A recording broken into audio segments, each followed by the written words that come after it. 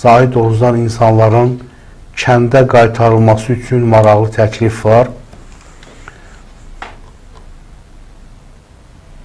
2025-ci il neft gəlirləri artdığı bir dövrdə ipoteka fondunun yaradılması mühüm hadisə oldu. Ötən 20 ildə 54 mindən çox ailə dövlətin yardımı ilə mənzil sahibi olub. Həmin siyasətin maliyyə tutumu 3,5 milyard manat təşkil edir. Təkcə ötən il kredit alanların 3000 nəfərə yaxını dövlət qulluqçulardır. Bunun Milli Məclisin növbədənkənar sessiyasının ilk iclasında Azərbaycan Respublikasının 2024-cü il dövlət büdcəsi icrası haqqında qanun layihəsinin müzakirəsi zamanı deputat Zahid Oruc səsləndirib. Bunun sözlərinə görə fond tərəfindən verilən kreditlərin coğrafiyası dərc olunsaydı, görərdi ki, onların 90% Bakı və Abşeron yarımadasının payına düşür. Səbəb hipoteka şərtlərinə uyğun kontingentin söz gedən ərazidə yaşadığı göstərilir. Halbuki sirli dairədən çıxmağın yolları var. Rayonlarda başa gələn mənzil və evlərin qiyməti aşağı olduğu üçün ipotek siyasətini dəyişmək, paytaxtdan bölgələrə yönəltmək olar. Digər siyasət tariflərdir. Ölkəmizdə 4244 kənd var. Bu böyük sərvətdir.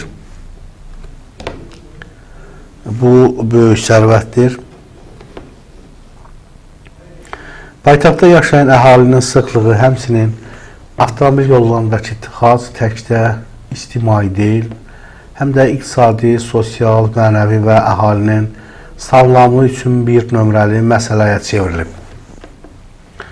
Hökumət Bakının 2040-cı il baş planında demografi vəziyyətlə bağlı göstərir ki, əhalinin sayı 15 il sonra paytaxtda 3,7 milyon nəfər olacaq. Halbuki qeyri-rəsmi məlumatlara görə həmin sayda əhali indi Bakıda yaşayır. Ölkəmizin 63 rayonunun yalnız 29-unda əhali 100 min nəfərdən çoxdur. Yəni, rayonların cəmi 46%-nin 100 min nəfərdən çox əhalisi var. 18 bölgədə 50 min, 100 min arası əhali yaşayır. 4244 kəndin yalnız 92-sində əhali sayı 5 mindən çoxdur. 214 kəndin əhali isə 50 nəfərdən azdır.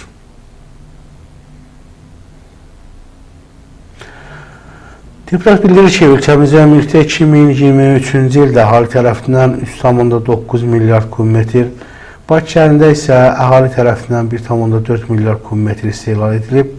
Yəni, ölkə üzrə təbii qaz istehlakının 36% paytaxtın payına düşür. Əhali tərəfindən ümumilikdə 6,6 milyard kvadrat saat, 6,6 milyard saat. Bakı şəhərində isə 2,8 milyard elektrik enerjisi istehlal edilib. Yəni, ölkə üzrə elektrik enerjisi istehsalının 42% paytaxtın payına düşür. Halbuki Bakıda rəsmi qeydiyyatda olan əhali ölkə əhalisinin 23%-dən azdır. Biz təklif edirik ki, əhalinin paytaxta axınının qarşısını almaq, kəndlərə böyük qayçı təmin etmək üçün bütün sərhədyanı ərazilərdə elektrik və ya qaz tariflərini 3 dəfə azaltmaq gərəkdir. Çox maraqlı təklifdir, əziz dostlar. Üstəlik Gədəbəy, Kürdəmir və Bakıda orta illik temperatur fərqli olduğu üçün 7 ay soyuq şəraitdə yaşayan əhali diferensial tarifləri tətbiq etməyin əsası var. Onun hər hansı büdcə etkisi olmayacaq. Əksinə, əhalinin geri dönüş artdıqca sıxlığın yaratdığı problemlər, mənzil, əmək və yollar, körpülər, keçidlərə qoyulan sərmayələri bölgələrə yönəltmək mümkün olacaq. Tarif siyasət və yanaşı maaşlar, tarif siyasəti ilə yanaşı maaşlar və iş yerlərinin bölgələrdə açılmasına yönələn güzəştlər siyasəti ilə biz daxili miqrasiyasının yalnız bir istiqamətinə getməsinin qarşısını ala bilərik. Dostlar, Zahid Orucun bu təklifini xəbər olaraq diqqətinizə çatdırdım. Xəbər olaraq. Amma belə yəqin ki, biz bunu növbəti verilişdə bir təhlil edərik və bu təklifləri müzakirə etmək lazımdır, əlavə nələr etmək lazımdır, onları ictimailəşdirmək lazımdır. Əlbəttə, məsələn, Gədəbəydə dağın başında qazın qiyməti ilə Bakıda fərq olmalıdır. Fərq olmalıdır, güzəşt olmalıdır. İnsanları bölgələrə qaytarmadan ötürü bir siyasi konsepsiyalar hazırlanmalıdır, planlar olmalıdır. Kəndlərdə, dostlar, əməyi yüngülləşdirmək lazımdır. Kəndlərdə əzablı şəraitlərə son qoymaq lazımdır. Kənddə insanlar niyə qaçır? Kəndin suyu olmalıdır, bulağı olmalıdır, artizanı olmalıdır, yolu asfalt olmalıdır, qazı olmalıdır. Yoxsa insanlar həm çətinliklərdən qaçır, həm bir tərəfdən işsizlikdir. Biz bu mövzunu, əziz dostlar, bircə demək, müzakirə edərik. Hər halda bunu millət vəkili deyib, indi biz bunu müzakirə edərik. Kəndlərdə, rayonlarda yaşayanları mən dəvət edəcəm, efirə qoşulsun ki, yəni siz hansı şəraiti istəyirsiniz? Kəndlərdə hansı şəraiti istəyirsiniz? Hansı iş yerlərinin açılmasını istəyirsiniz? Biz bu barədə növbəti verilişlərimizdə danışarıq. Əziz dostlar, dəyərli tamaşaçılar, kanalda olanlar verilişi bəyənin, paylaşın, kanala abunə olmağı unutmayın və digər mövzularımız var. Həmin mövzularla bağlı biz danışacağıq.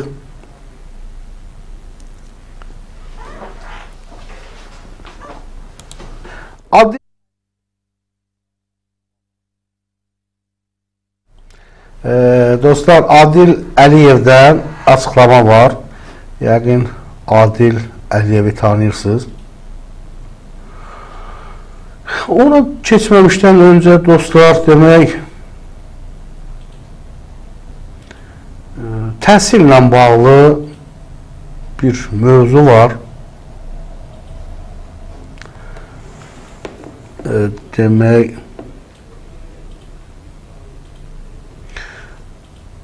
bu Bakı şəhərində oldu bu dostlar.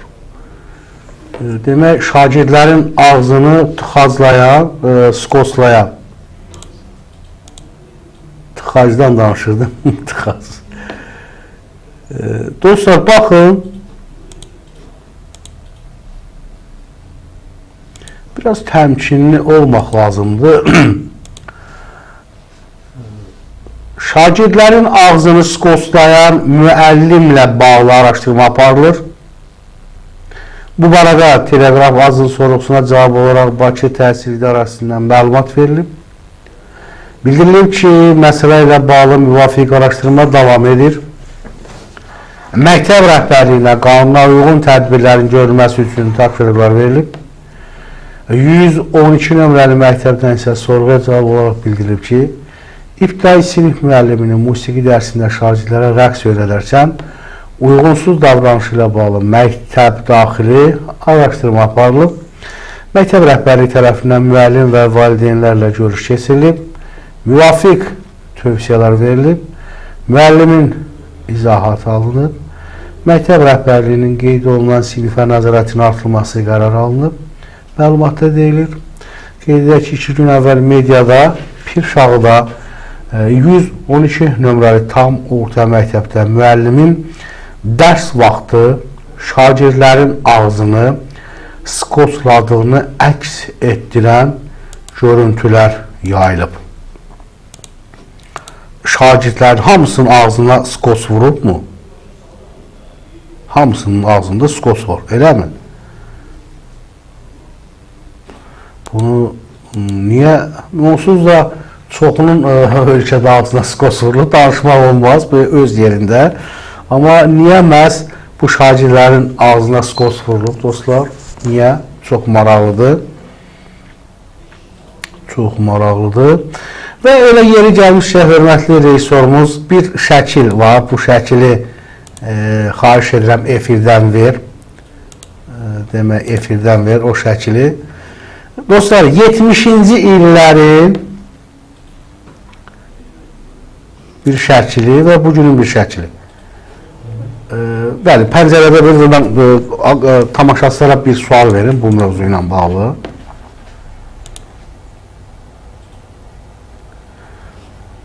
Bax, indi rejissorumuz təqdim edir sizə şəkil, əziz dostlar.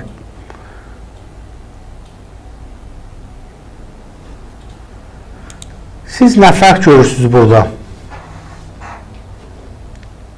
Hörmətli izləyicilər, çox xahiş edirəm, baxın, nə fərq görürsünüz burada? Yazın.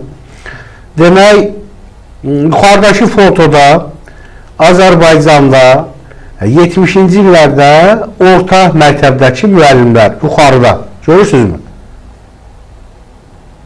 Aşağıda isə günümüzdə Azərbaycan məktəbi və müəllimlər.